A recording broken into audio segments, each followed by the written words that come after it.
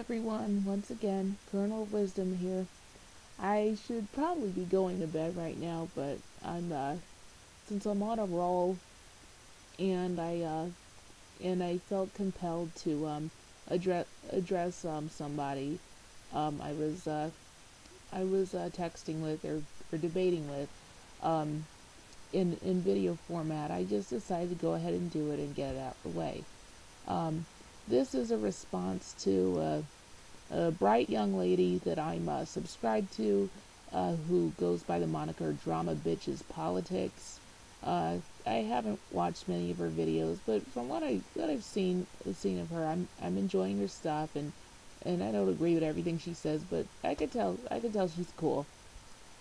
So this is a response to the comment section of her response to Real Man Allen 73 Black Feminism Revised, where it was a video on how feminism in the black community could be helpful, which I don't entirely disagree with, because obviously she's talking about first wave feminism. The thing is, everybody pretty much agrees with and follows the concept of first wave feminism. So even though everybody said, the MRA camp is saying feminism is evil, they're not talking about the first wave. But anyway, I see her point. However, what I strongly disagreed with her on was one of her text comments, which said that that feminism could be helpful in abolishing the laws that put domestic violence victims in jail. And this comment, I mean, that wasn't verbatim. Let me just find the comment and see what it was verbatim, just because I don't want to feel like I'm twisting anybody's words or anything. Let's see, where is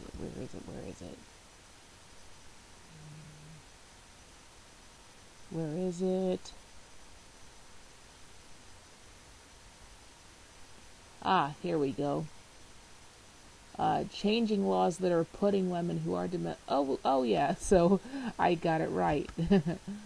But anyway, she said that changing laws that are putting domestic violence victims in jail could somehow improve society overall. And this statement both confused me, and not only did I strongly disagree, but it really confused me, because I didn't think that this was anything that was happening on mass. I didn't think there was a special law that was passed that's putting domestic violence victims in jail. Or maybe I'm misinterpreting it, because if anything at all, it's the reverse.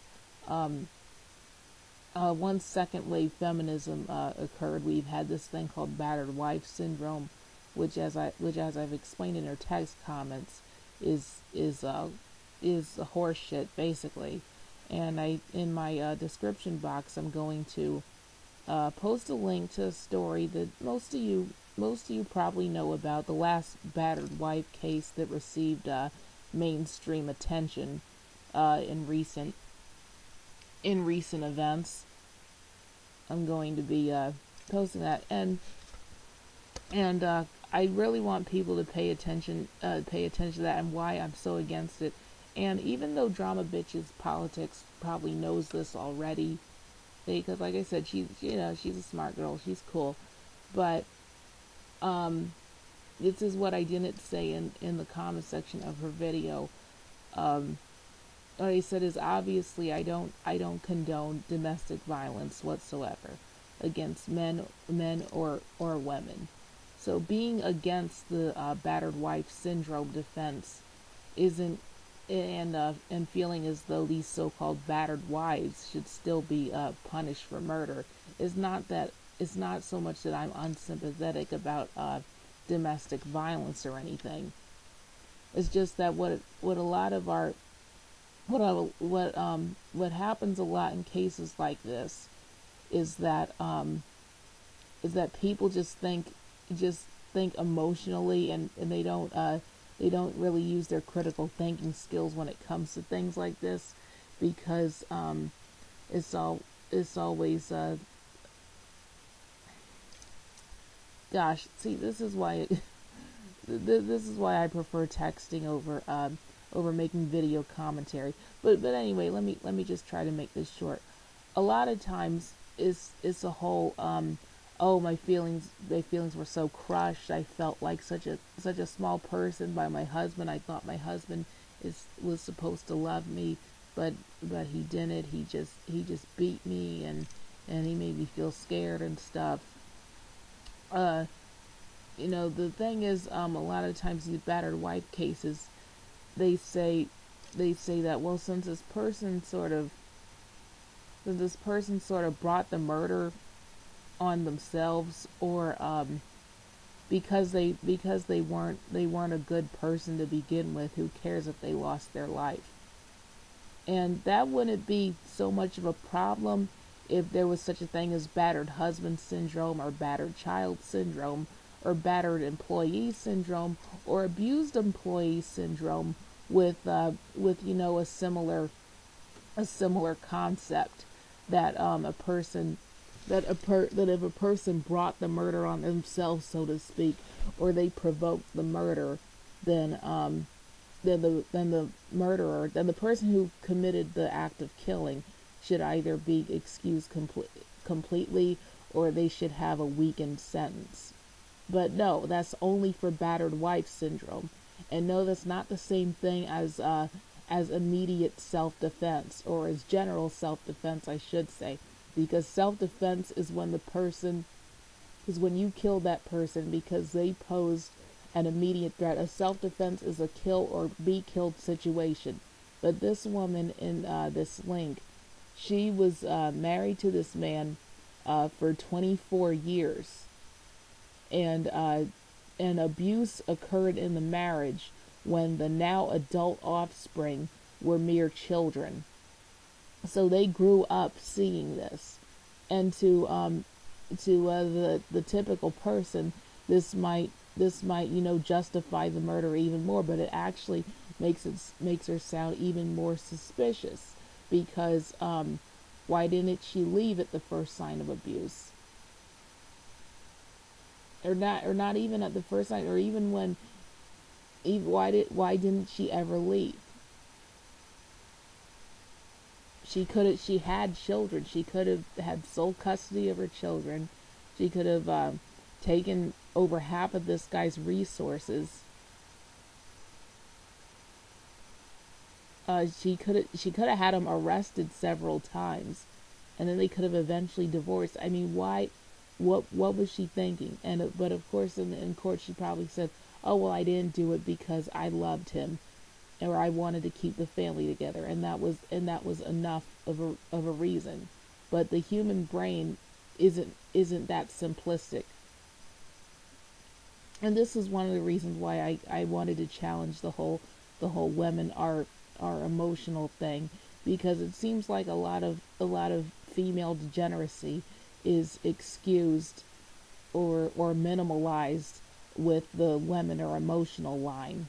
But if a guy does something equally as horrible, he's just evil.